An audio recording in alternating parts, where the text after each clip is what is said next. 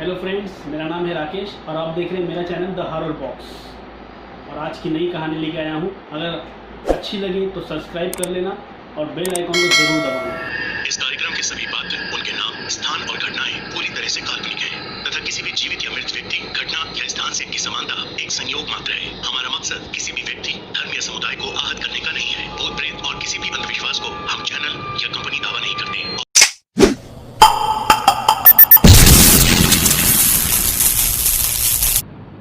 आज की डेट में ये जेल एक हेरिटेज साइट है और टूरिस्ट इसे देखने बहुत दूर दूर से आते हैं। इन्हीं में से एक था तरुण, जो अपनी फोटोग्राफी के प्रोजेक्ट को कंप्लीट करने सेल्यूलर जेल गया। इस जेल में हमारे देश की आज़ादी के दौरान क्या क्या हुआ था हम सोच भी नहीं सकते।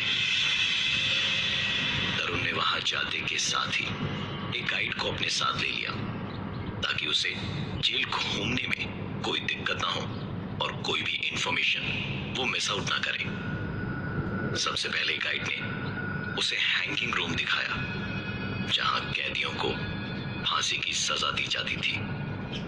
पूरे जेल के कंपैरिजन में ये जगह काफी ठंडी थी। तरुण ने वहां बहुत सारी फोटोग्राफ्स क्लिक करी और उसके बाद वहां से निकल ही रहा था कि पीछे से एक आवाज आई। पीछे पलटा तो उसे हवा में उड़ती हुई जरा सी धूल दिखाई दी।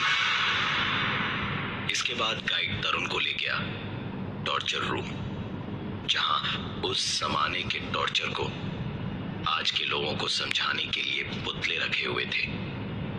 तरुण को इस कमरे में सड़ी हुई महक आ रही थी, इसलिए उसने तुरंत पिक्चर्स क्लिक करी और गाइड से पूछा कि ये महक कैसी है। गाइड ने कहा, पता नहीं सर, चलिए इस कमरे से बाहर चलते हैं। जैसे ही उन्होंने कमरे से बाहर कदम रखा, तरुण ने एक आवाज सुनी जो गाइड को सुनाई ही नहीं दी। टॉर्चर रूम के बाद गाइड ने उसे सेल्यूलर जेल का ग्राउंड दिखाया। चिलचिलाती धूप में यह खाली मैदान रेगिस्तान जैसा बेजान लग रहा था और इसी सूखे हुए मैदान से तरुण को एक आवाज सुनाई दी, जो इस बार गाइड ने भी सुनी। ये आवाज ऐसी थी मानो कई लोगों को बेड़ियों में जकड़ कर रखा गया हो और वो मैदान में काम कर रहे हों। इस बार गाइड ने तरुण से कहा, सर, जिन आवाजों को हमेशा के लिए इस जेल ने दबा दिया, वो कभी तो खुलकर सामने आएंगी ही ना। तरुण उसकी बात कुछ समझ नहीं पाया। सवाल पूछने के लिए उसने अपना मुंह खोला कि गाइड ने कहा, चलिए आपको कैदियों के कमरे में ले चलता हूं। ये कैदियों का कमरा एक काल कोठरी थी, जहां सिर्फ अंधेरा ही अंधेरा था और रोशनी और सांस लेने के लिए छत पर एक छोटा सा छेद बना हुआ था। ये कमरा भी फांसी वाले कमरे की तरह ठंडा था और यहां भी सुनाई दे रही थी एक आवाज, जैसे कोई दीवार को खुरच रहा हो। तरुण ने फ्लैश ऑन करके इस कमरे में भी फोटोग्राफ्स खींची और एक आखिरी तस्वीर के रूप में उसने उस गाइड के साथ अपनी एक सेल्फी खींची। होटल आकर तरुण फ्रेश हुआ और डिनर करके उसने कैमरे के एसडी कार्ड से सारी फोटोग्राफ्स अपने लैपटॉप में ट्रांसफर करी। तरुण के क्लिक किए हुए फोटोग्राफ्स एक अलग ही कहानी बयान कर रहे थे। हैंगिंग रूम में ली हुई तस्वीरों में फांसी का फंदा हर एक फोटो में पिछली फोटो से नीचे था और आखिरी फोटो में फांसी पर चढ़ाने के लिए जिस लिवर का इस्तेमाल होता है वो बाएं से दाईं तरफ था। अगली फोटोग्राफ्स थी टॉर्चर रूम की, जहां हर एक फोटो में टॉर्चर रूम में रखे हुए पुतलों के चेहरों के एक्सप्रेशंस बदल रहे थे। तरुण को अपनी ही क्लिक करी हुई फोटोग्राफ्स पर यकीन नहीं हो रहा था। उसने आगे देखना शुरू किया। अगली तस्वीर थी उस ग्राउंड की जो उस चिलचिलाती धूप में तो बेजान दिख रही थी, पर तस्वीरों में जमीन पर काफी लोगों की परछाइयां दिख रही थी। इन परछाइयों को देखकर लग रहा था जैसे इनके हाथ और पांव बेड़ियों से बंधे हुए हों। अगली तस्वीरें थी कालकोठरी की, जहां तरुण को दीवार पर किसी के खुरचने की आवाज सुनाई दी थी, और इन्हीं तस्वीरों में था उसके सवाल का जवाब। दीवार पर खुरच कर जो लिखा गया था वो सिर्फ एक शब्द था, पर उसे डराने के लिए बहुत था, क्योंकि दीवार पर उसका नाम लिखा था तरुण। तरुण। इन सारी तस्वीरों का संबंध तरुण इन पिक्चर्स को क्लिक करते वक्त उसकी सुनी हुई आवाजों से कर पा रहा था। कुछ आवाजें तो उस गाइड ने भी सुनी थी।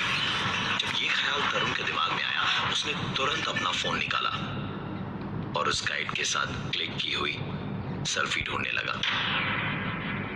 तस्वीर को देखने के साथ ही तरुण के दिमाग में गाइड की कही हुई एक बात याद आ गई।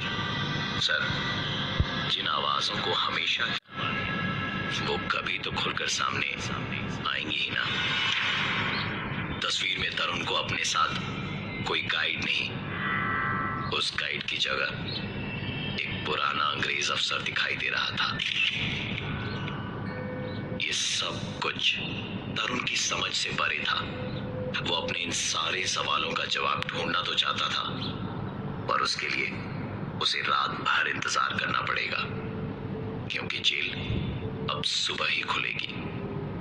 इतना सब कुछ देखने के बाद तरुण की नींद उड़ गई थी, इसलिए उसने नींद की गोली ली और सोने चला गया।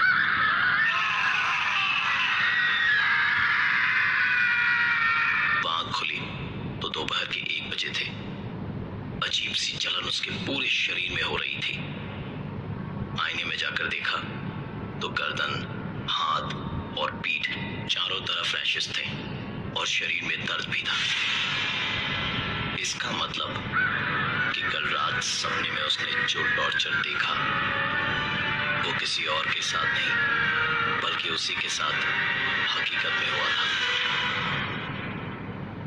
तरुण के लिए इससे भी ज्यादा जरूरी था अपने साथ हुए हादसों का जवाब ढूंढना।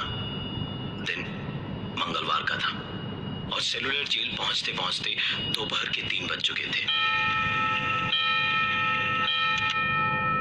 जिस गाइड की तलाश उसे थी वो इस बार उसे कहीं नजर नहीं आया। जेल का हर एक कोना उसने अच्छे से देख रखा था, इसलिए इस बार अकेला ही अंदर चला गया। सबसे पहले उसने रुख किया टॉर्चर रूम का। जो अजीब सी महक इस कमरे में कल थी वो आज नहीं थी। कमरे में उसके साथ 4-5 लोग और भी थे। तरुण घूर घूर के सारे पुतलों को देख रहा था कि तभी उसे ऐसा लगा मानो दरवाजा बंद हुआ और शुरू हुई कमरे में लोगों के दर्द से चीखने की आवाजें। उसे ऐसा लग रहा था मानो कैदियों को उसके सामने मारा जा रहा हो। उनकी आंखों में शराब डाली जा रही हो उन्हें तड़पाने के लिए।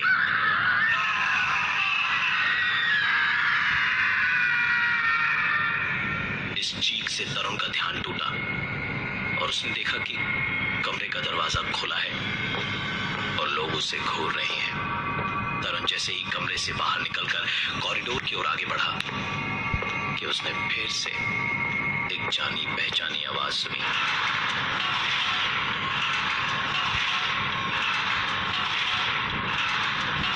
इस आवाज को सुनकर वो पलटा ही था कि उसकी नजर जमीन पर पड़ी एक प्लेट जो अपने आप सरक कर कालकोठरी के दरवाजे के नीचे से अंदर की ओर चली गई। तरुण ने तुरंत अपने मोबाइल के टॉर्च को जलाया और दरवाजे के नीचे से अंदर की ओर झांकने लगा।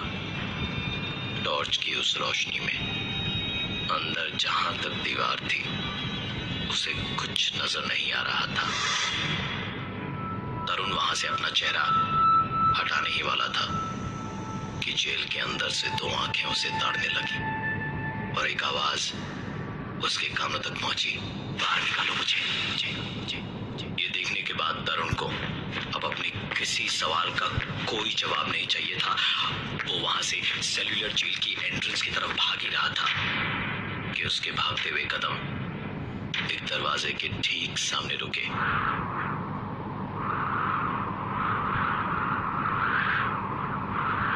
इस वक्त तरुण हैंगिंग रूम के ठीक बाहर खड़ा था और तेज हवा के साथ किसी के जमीन पर गिरने की आवाज आई। तरुण ने हिम्मत कर उस दरवाजे के अंदर कदम रखा तो अब तक आ रही आवाज गायब हो चुकी थी।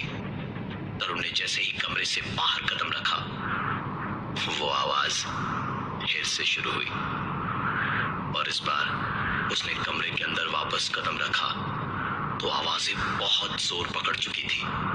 इन्हीं आवाजों के बीच एक आवाज और हुई। ऐसा लगा जैसे उसके पैरों के ठीक सामने कोई गिरा हो। उस जगह पर 1 मिनट भी खड़ा रह पाना मुश्किल था तरुण के लिए। वो पलटा और जेल की गेट की तरफ उसने भागना शुरू किया। इस बीच सारी आवाजों ने जोर पकड़ लिया था, लेकिन इस बार तरुण रुका नहीं और सीधा जेल के बाहर उसके मेन गेट पर आ गया। तरुण की सांसें फूल रही थी और उसी हालत में उसकी नजर वहां के एक बोर्ड पर गई जिधर लिखा था कि ये जेल विजिटर्स के लिए सोमवार को बंद रहती है। अगर ये सच है तो कल वो इस जेल के अंदर कैसे पहुंचा था? उसने तुरंत अपना लैपटॉप ऑन किया और मंडे की सारी फोटोग्राफ्स चेक करी तो फाइल तो मौजूद थी पर सारी फाइल्स करप्ट थी। तरुण के पास अगर कुछ था तो उन सारी हादसों की यादें और उस गाइड की कही हुई एक बात। सर, जिन आवाजों को हमेशा के लिए इस जेल ने दबा दिया वो कभी तो खुलकर सामने आएंगी ही ना।